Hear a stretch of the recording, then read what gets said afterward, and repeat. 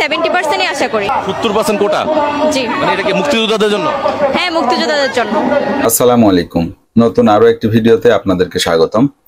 দেশে কোঠা নিয়ে খুবই তীব্র আন্দোলন চলছে। এর মধ্যে কিছু কোঠাধারী আপু বড় ভাই কি বলে একটু শুনে আসি, চলেন। আমি 70%ই আশা করি। 70% কোটা? জি। মানে এটা কি মুক্তিযোদ্ধাদের জন্য? হ্যাঁ, মুক্তিযোদ্ধাদের জন্য। আর 30%?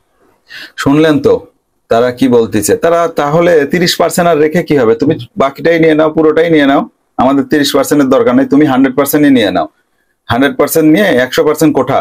যাদের কোঠা নাই তাদের কোনো চাকরি নেই। বাংলাদেশে কোনো সরকারি চাকরি করার অধিকার রাখে না। যারা কোঠা নাই তারা কেন সরকারি চাকরি করবে? যার বাবা দাদারা যুদ্ধ করে, বাবারা না, দাদারা, নানারা, নানার পরেও যদি কোনো কোঠা থাকে সেটাও দেওয়া হোক, কোঠা দিয়ে তাদেরকে চাকরি দেওয়া হোক।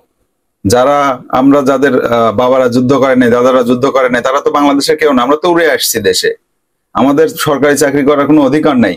তারা 70% কোঠা নেবে। 70% যদি নেওয়ার 30% দিয়ে কি হবে? তোমরা 100%ই নাও বাবা, তোমরা 100% নিয়ে কোঠা নিয়ে তোমরা চাকরি করো।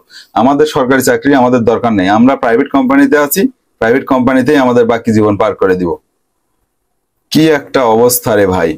এখানে কোঠা কোঠা করে পড়াশোনা করে এমনিতেই চাকরি বাকরি যে অবস্থা, আবার কোঠার এক আলাদা কিছু টাকা দিয়ে, সেগুলো আলাদা কিছু টাকা দিয়ে তারা চাকরি নিচ্ছে, কোঠা দিয়ে চাকরি নিচ্ছে। মানে তারা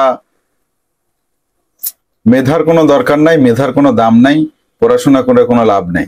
তার চাইতে কোঠা খুঁজো, কোঠা দাও, কোঠা নিয়ে চাকরি নাও, সেটাতেই খুব ভালো হবে। কষ্ট করে পড়াশোনা করা লাগবে না। বেশি কিছু বলা যাবে না, অনেক ভেতরের কথা বের হয়ে আসবে, সেগুলো বলা যাবে না। যেটুকু বলছি এটুকুই অবশ্যই বুঝতে পেরেছেন আপনারা কি বলেছি। ধন্যবাদ, আবার দেখা হবে আবার নতুন কোনো ভিডিওতে। আল্লাহ হাফেজ।